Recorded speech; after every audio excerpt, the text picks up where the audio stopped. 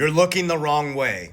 You're distracted by the emotional response that the media gives you, and you're missing the facts, figures, numbers, logic. As I always share with you, this is just my opinion.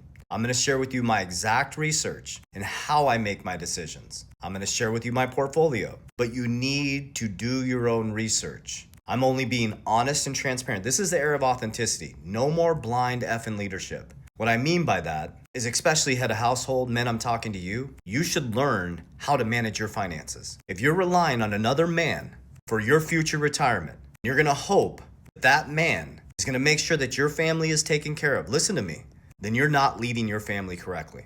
That's the truth. The blind leadership and blind following and hoping you'll have enough for retirement is over. It's dead. Listen, it's dead.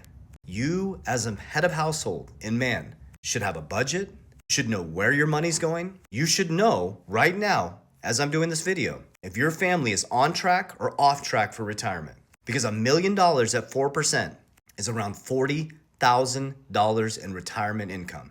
And all I gotta do is look at the numbers. And I know most people aren't on track. 10% of the population owns almost all the market. So here's the good news, is that we have the greatest wealth transfer in history happening right now. I'm not your fucking hype guy, I'm sorry. I'm not your get rich quick guy. I'm not gonna give you price predictions hoping. I got out of there, I matured with that shit. I started studying billionaires, multi-millionaires. They operate in systems, structures, process, discipline, consistency. They love red and they sell greed.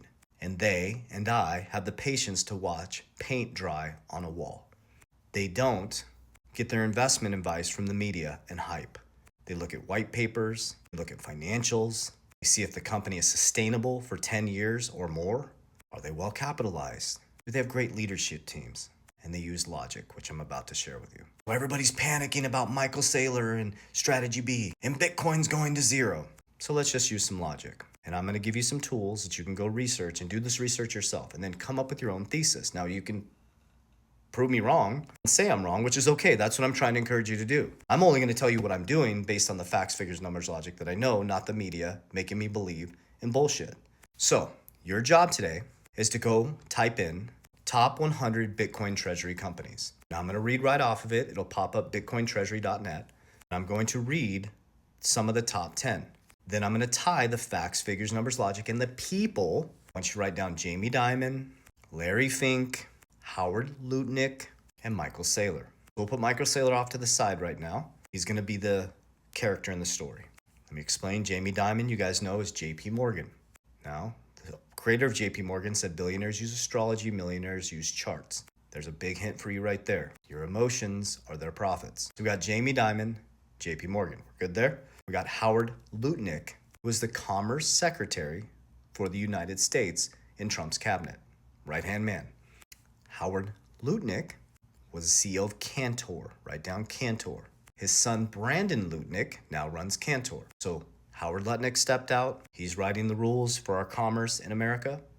Writing the rules. Steve Witkoff stepped out. His sons run World Liberty Financial. The Trump boys run World Liberty Financial. Trump stepped out, but their dads are writing the rules. Little sidebar there. We got Jamie Dimon's a character in the story. We got Howard Lutnick, Cantor. We got Larry Fink. I think you guys all know who that is. The largest asset manager in the world, who's the largest holder in Bitcoin now through the IBIT ETF. Okay, so we got three characters and we got the main character, Michael Saylor. Michael Saylor is the CEO of Strategy B. Strategy B used to be MicroStrategies. MicroStrategies is a software company, or was a software company up into 2020.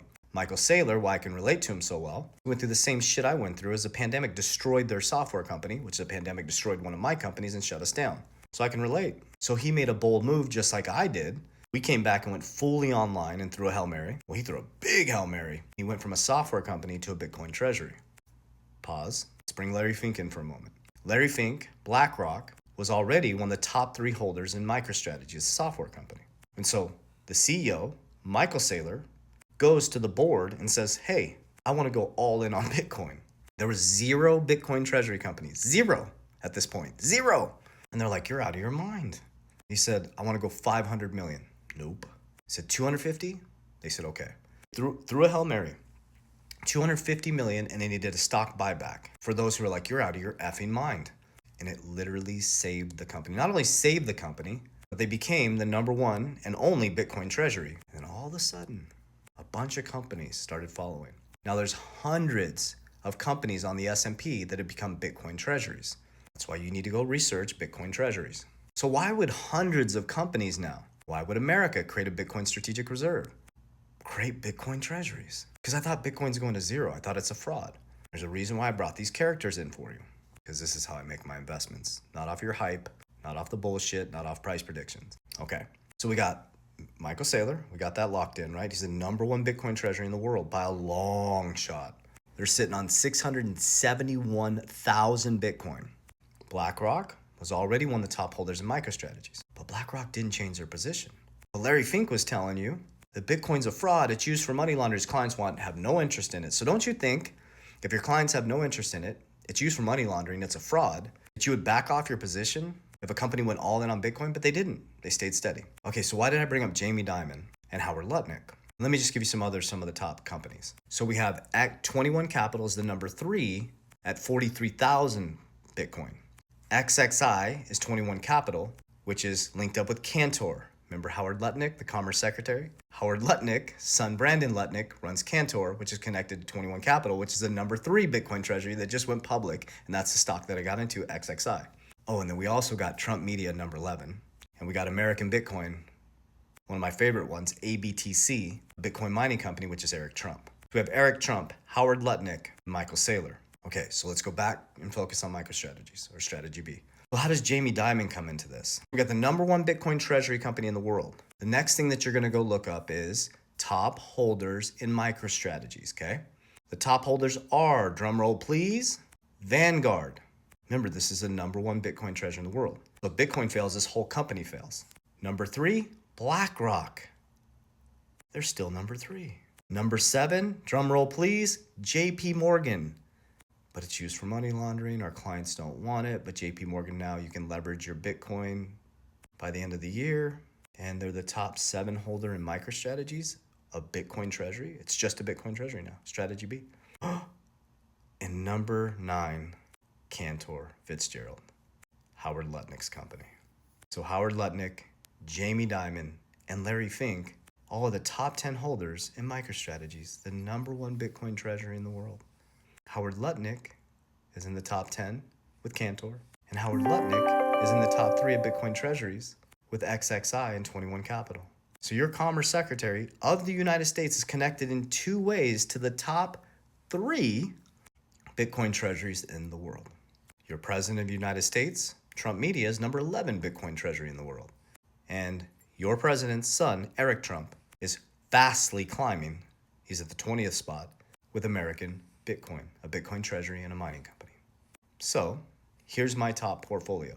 Here's what I believe, not financial advice, just being honest. You can save this and come back and see how I did. I'm not going to pick all winners. This is what I believe. On my asset side, my top holdings will be by 2030.